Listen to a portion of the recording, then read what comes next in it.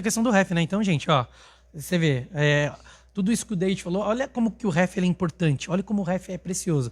Aliás, se você ainda não se inscreveu no ref, Faça o ref. você tem a possibilidade de se inscrever, ó, tem um link aí na nossa página. Se você não conseguir ou não achar esse link, entre em contato aqui no Message ou no inbox, no inbox também, chat. no chat, no Instagram, e a gente pode estar aqui falando com você sobre o REF. Você vai estar se inscrevendo no REF.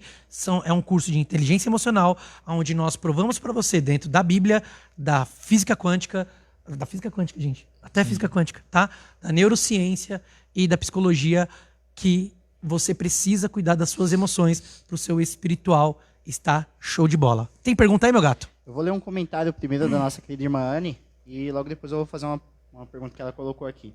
O comentário que ela fez foi o seguinte: conhecer o suficiente sobre a sua área e saber quem você é abre as possibilidades de falar com propriedade, a ser respeitado ao falar com o cliente. Exatamente. E a pergunta que ela fez aqui, já que a gente entrou de novo no assunto do REF, é se você aplica as ferramentas do REF no crescimento do Davi.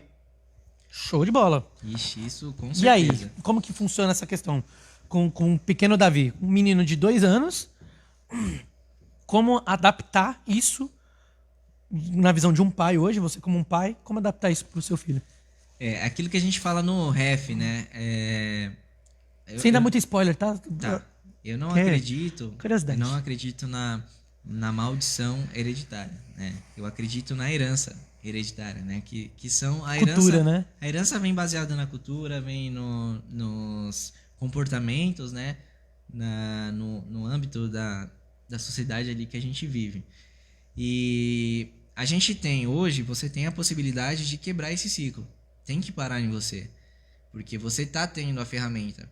É aquilo que a Bíblia fala, né? Você que sabe fazer o bem e não faz, na verdade a Bíblia fala, né? Aquele que sabe fazer o bem e não faz, esse peca. Aquele que pode fazer o bem, né? Então, se você hoje tem as ferramentas, você tem uma igreja que demonstra isso, que fala sobre isso, e você não se deixa permitir pelas ferramentas e aplicar isso, eu sinto muito em dizer que você está sendo mais uma vez uma pessoa alienada.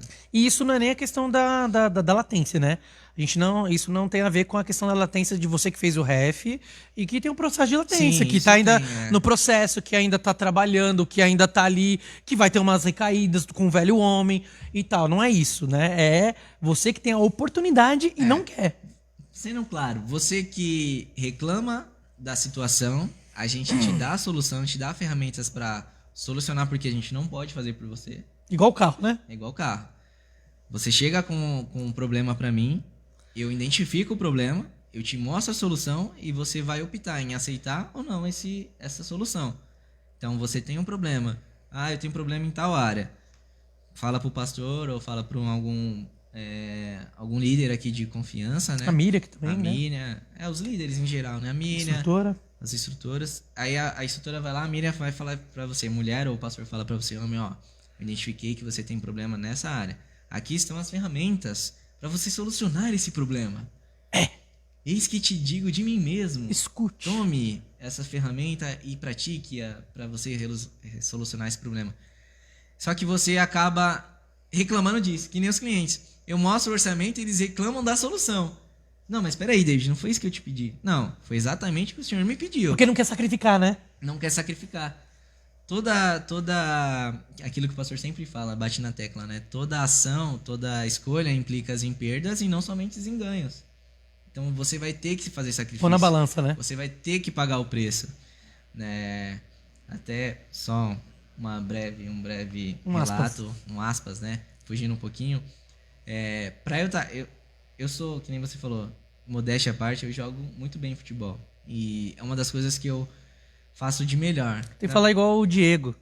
O Diego único lugar que fala. eu não sou humilde, que nem o Diego fala, é no futebol. Diego, se você está vendo, um beijo. Na verdade, Deus me deu um dom de que tudo que eu ponho a mão eu faço muito bem. Faço com muita perfeição, porque eu me dedico e faço com amor. E eu tinha muitas possibilidades de ser jogador de futebol, mas eu preferi... Deus falou muito real isso comigo. Eu tive uma oportunidade, né, lá na Pedro Nunes, de uma pessoa que estava, um membro da Pedro Nunes, que conhecia um rapaz que treinava. de ter uma oportunidade de virar, né, de fazer uma peneira, de virar jogador. E a gente estava bem no início do discipulado. E aí eu lembro uma vez que eu tive que deixar de ir pro discipulado para fazer o treino. E Deus falou comigo assim, filho, você vai ter que escolher se você quer ser abençoado nessa questão do futebol ou se você quer seguir o seu chamado. E aí eu optei por abrir mão do futebol para estar aqui hoje falando com vocês. Então Deus me agraciou com isso, tanto na música, tanto com vendas, tudo que eu imagino. E com o Davi? Tudo que eu penso eu faço com perfeição. E com o Davi é a mesma coisa, esse cuidado.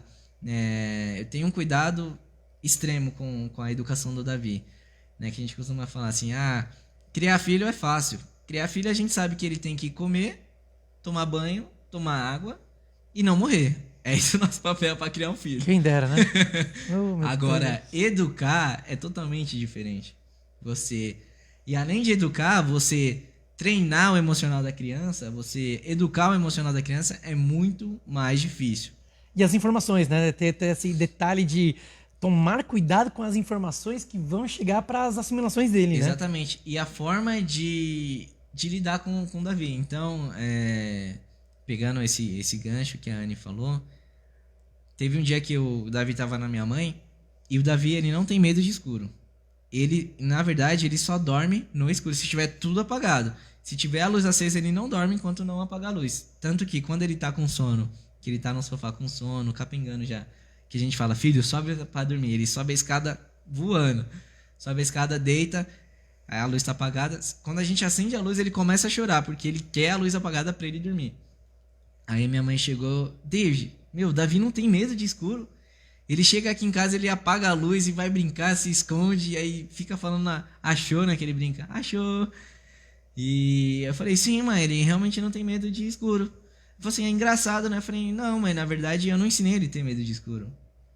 Eu não falei pra ele que existe um bicho-papão. Eu não falei pra ele que tinha um monstro debaixo da cama dele. Eu não ensinei. Na verdade, a criança nasce sem medo algum. Os pais que criam os medos, os pais, os familiares, que conta essas os mentiras, parentes, né?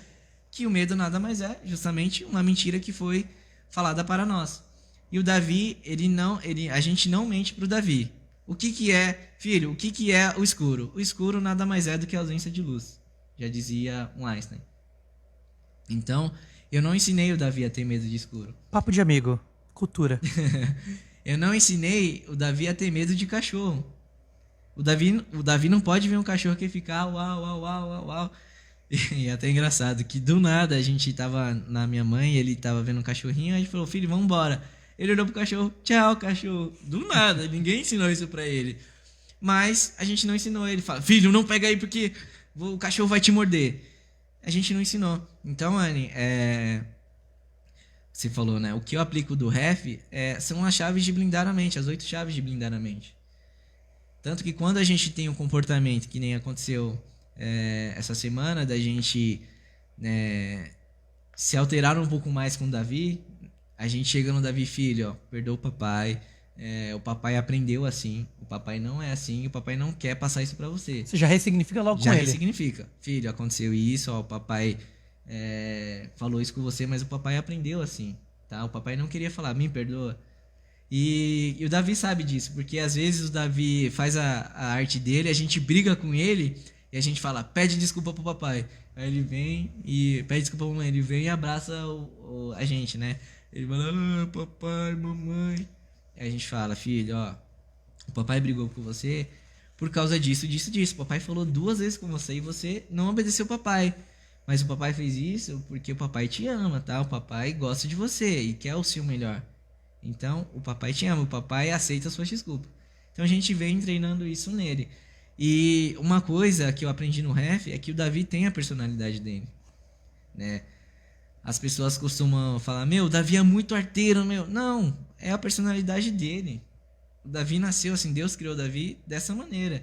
E o Davi é meu espelho, porque eu era bagunceiro também. Então não tem como eu repreender, filho, fica quieto, filho, não faz isso. Claro que, né, se a gente vê ele mexendo no fogo, a gente não vai deixar ele mexer no fogo porque ele nasceu assim, não. A gente repreende ele. Mas tirar a essência do Davi, não. Quando uma pessoa fala isso do Davi, o Davi tem déficit de atenção porque ele ou o Davi é hiperativo. Não, peraí, o Davi é uma criança normal. Ele é espoleta, mas é do Davi. Ele é extremamente brincalhão, o Davi é muito carinhoso, né? Ainda mais agora, nessa fase que ele tá, né? Ele tá começando a se desenvolver mais, né? Tá pegando um pouquinho da gente. Então ele é muito carinhoso, ele é muito atencioso, ele é muito comunicativo. Pra você ter noção, ele não sabe muito falar, mas ele dá o jeitinho dele de mostrar pra gente o que ele quer. Quando ele tá com fome, ele pega a minha mão, ele tipo fala, papai, pega a minha mão e leva eu até a geladeira e fica, porta, porta, porta. Aí a gente abre a porta e fala, filho, o que você quer? O Davi é viciado em tomate. O Davi gosta de tomate e pipoca. Ou duas coisas. Ou ele vai pedir pra mim mate, mate, ou ele vai falar poca. É engraçado demais, cara. É muito engraçado. Então a gente treina isso pra ele ter, toda vez que ele quer alguma coisa, a gente sempre abaixa e fala, filho, o que você quer? Qual é o seu desejo, filho? O que você quer? Pra ele entender que ele tem poder de escolha. Então, às vezes a gente brinca, né? Filho, qual o papato que você quer? Se é esse, se é aquele, qual... Se ele escolher um sapato, ele vai usar o sapato que ele quer, porque ele escolheu isso. Então, a gente aplica bastante o ref nessa questão do Davi. Show de bola.